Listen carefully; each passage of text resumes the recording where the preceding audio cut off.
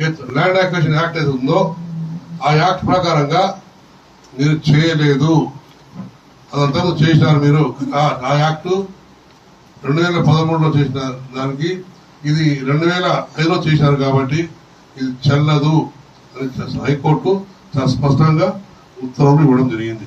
High court ఒకవేళ ప్రభుత్వం తీసుకోవాలనుకుంటే రైతులకు మెప్పించి ఒప్పించి 80% రైతులు ఒప్పుకుంటే ల్యాండ్ తీసుకోవచ్చు. అది పబ్లిక్ పర్పస్ గా ఉంటే అని మీకు మాకంటే మీకు బాగా తెలుసు, పత్రికా సోదరులు మీకు అందరికీ. ఎందుకంటే 2013 యాక్ట్ ముందు చాలా రకాల ఇబ్బందులు పడ్డారు రైతులు, ఇష్టపడి చేసినారు. కానీ ఆ రోజు 2013 యాక్ట్ తర్వాత కొంత వెసులుబాటు జరిగింది రైతులకు. అయితే మేము చెప్పేది ఏంటంటే, మా డిమాండ్ ఏంటంటే, ఈ రోజు 25 సంవత్సరాలు మేము కొట్లాడుతున్నాం సార్. మా గోస ఎవరు చెప్పుకోవాలి? మేము బాధ. మేము 7 సార్లు ధర్నా చేసినాం సార్.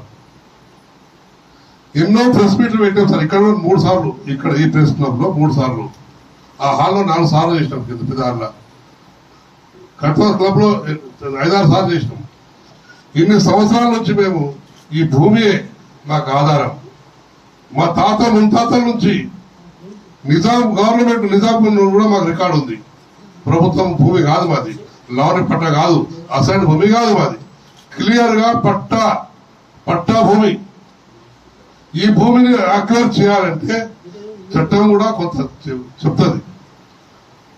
మొన్న నేను చెప్పేది దీంట్లో హైకోర్టు 2007-2024 ఒక ఆర్డర్ వచ్చింది, తీసుకోకూడదు. తీసుకుంటే రైతులను మెప్పించి ఒప్పించి తీసుకోవచ్చు, అది కూడా పబ్లిక్ పర్పస్ అని చెప్పింది.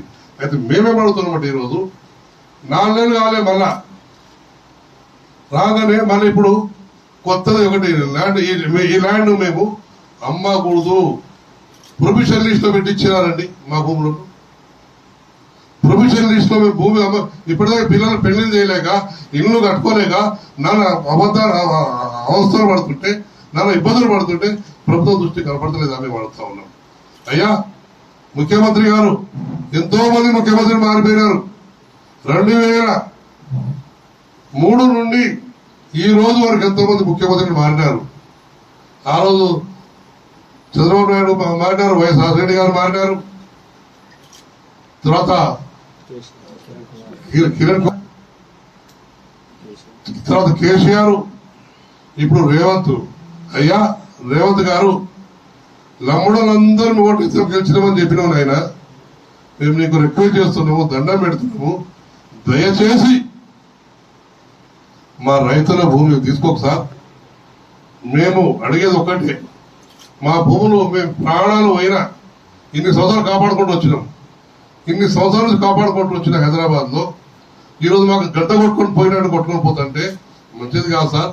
మేము రిక్వెస్ట్ చేస్తున్నాము, మీరందరూ మాకు సహకరించాలని చెప్పేసి